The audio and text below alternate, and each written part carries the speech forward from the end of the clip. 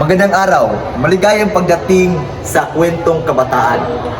Ang podcast natin ngayong umaga na ito ay patungkol sa makabuluhang kwento mula sa Kabanata 3 na para kay B. Ito ay ang Kwentong ka-Erika.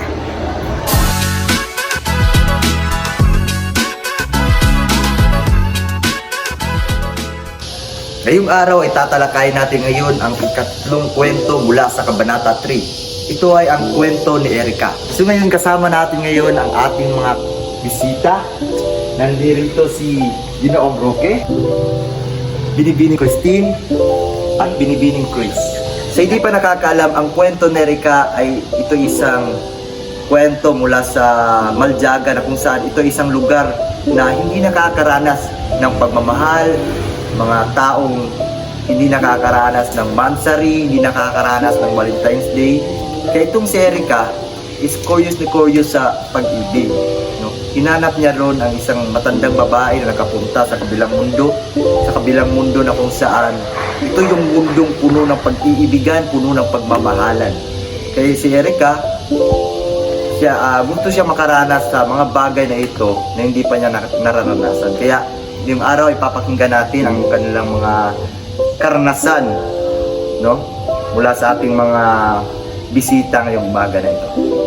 Magandang araw sa inyong lahat, no? Anong masasabi niyo patungkol sa kwento ni Erika? Ang kwento ni Erika ay napakaganda. Puno ito ng emosyon, aral patungkol sa buhay, pakikipag-ibigan at pag-ibig. Tama no ang sinabi ni Christine. Napakaseryoso talaga ang pagsubok na hinaharap ni Erika.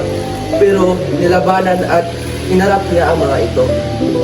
Oo nga, nakaka-inspire ang kanyang determinasyon na magtagumpay sa kabila ng mga kinakaharap niya sa kanyang buhay. Talagang nakaka-inspire, no?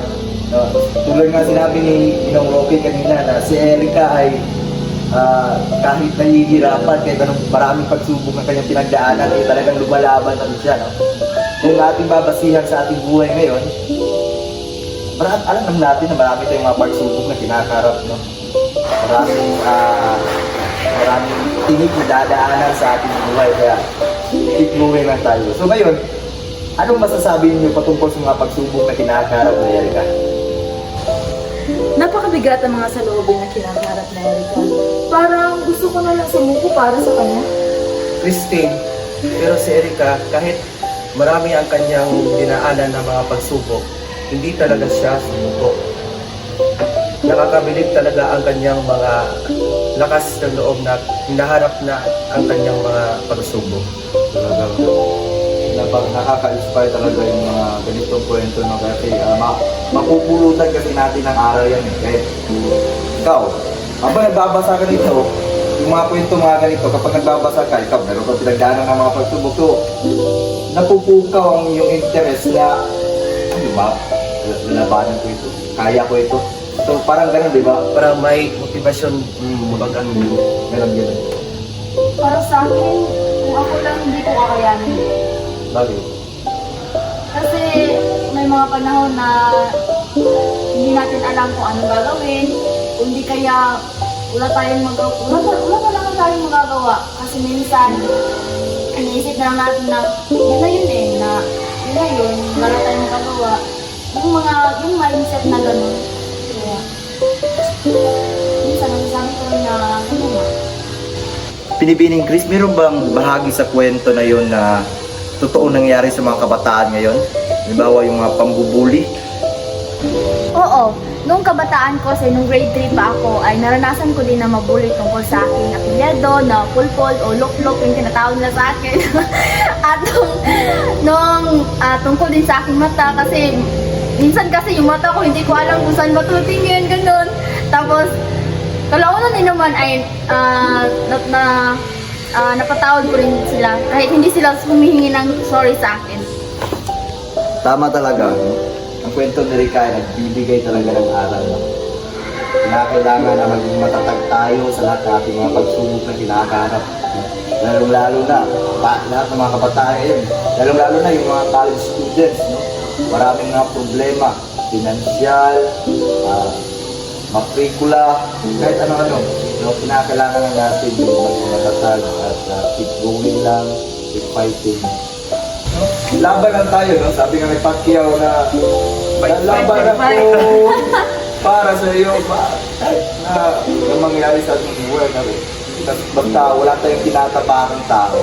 Pero napakaganda at kinakailangan natin. Katulad ng sinabi ni Pulpul kanina, ibigin ni Pulpul na tinatawad niya Kahit na hindi sila napapatawad sa kanya, pinapatawad pa rin niya. Sabi nga ni Lord God na patawarin mo kahit yung mga kaaway, di ba? Kaya ikaw, patatawarin mo ba yung mga kaaway mo? Lord, okay? Papatawarin ko kasi sabi nga ni Jesus, no, kahit na sinasakripisyo niya ang kanyang pagkatao para lang mapatawad lang ang mga kasalanan ng mga taong ginagawa na hindi niya rin na ginawa. Kahit na nakapako sa ito, doon siya sa Sinakripisyo talaga niya ang talaga. sarili. Kaya ang kwento ni Erika ay talagang mapupulutan talaga ng aral.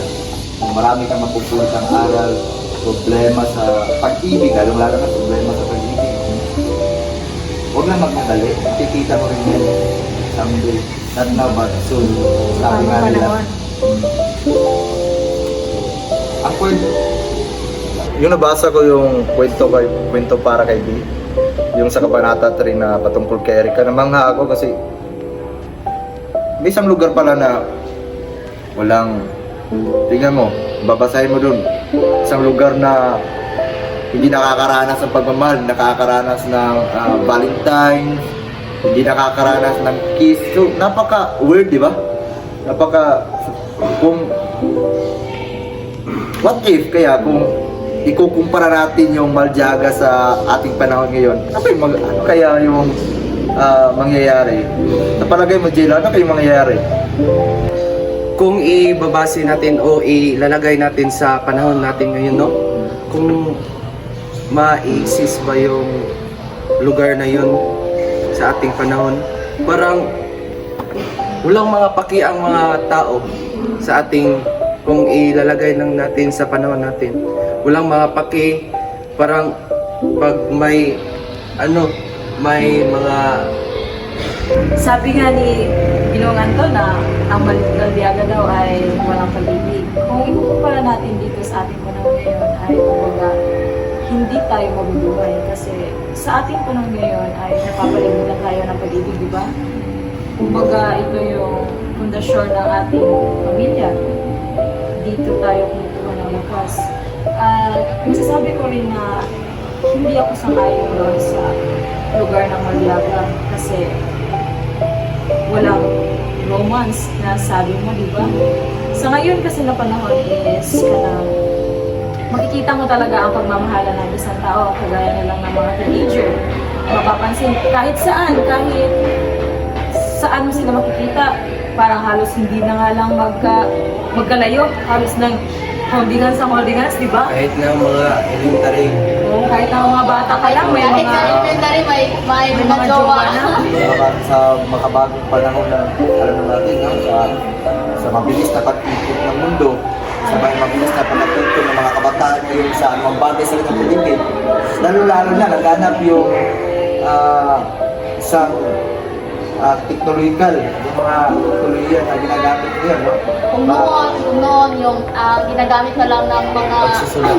Oo, magsusulat. Yeah. Kaya ang tagal pa na dumating. Ayun. Tapos ngayon, ang bilis lang. Facebook, Isang click mo lang. Isang click mo lang. kasi papadala na ang yung yun sa ang wala, yun ang wala sa Maljaga. Tama. Yun ang wala sa Sa Maljaga. tingin ko Kaya, yung Maljaga, no? Yun yung, kung may kukumpara natin, ang tawag. Kumbaga sa Maljaga, ang kulang doon ay ang pagmamahal. Pagmamahal. Walang pagmamahal talaga sa lugar na yun. kung walang pagmamahal siguro sa Maljaga, wala. Kurang. Nagtsalat yung mga tao doon. Wala. walang mga paki. Kung may paki ka pang Trabaho lang ang trabaho. Hindi sila na aawa sa mga kasi walang may awa pero hindi totoo. Hindi naman sa hindi totoo. Wala lang kasing romance na nangyayari dun sa lugar na yun. Walang, ano lang. Boring yung kung doon ka Para sa inyo, kung may pagkakataon, anong gusto niyo kung makakapunta kami doon sa lugar? Anong gagawin ninyo? Gagawin niyo rin ba yung ginawa ni Erica na maghahanap ng tulong? Ako naman, kahit sino, no? Wala ko kung ako makapunta ko doon sa Madlaga, magsasaliksik talaga ako. Magsasaliksik talaga ako. Kasi sabi na nga sa kwento, si Erica ay sobrang curious kaya hinanap niya talaga ang solusyon para makapunta doon sa lugar na pinuntahan ng matanda, di ba? Pero alam niyo yung part na nasasaktan na si Erica? Yung part, ano nga ang part yun? Doon sa... Yung gusto na niyang, hindi na niya gusto yung sakit na nararamdaman, tapos biglang sabi ng babae na kung gusto mo na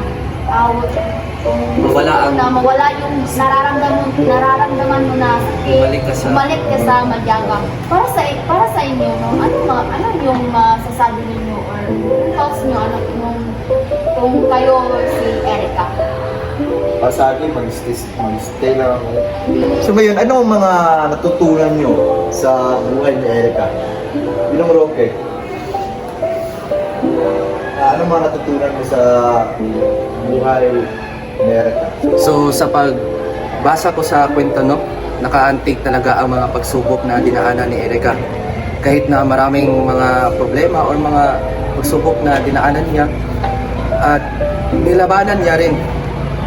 Ang natutunan ko rin sa kwentong binasa ko, ang Erica, kahit na hindi kaya o kahit na maraming mga dinaanan na pagsubok,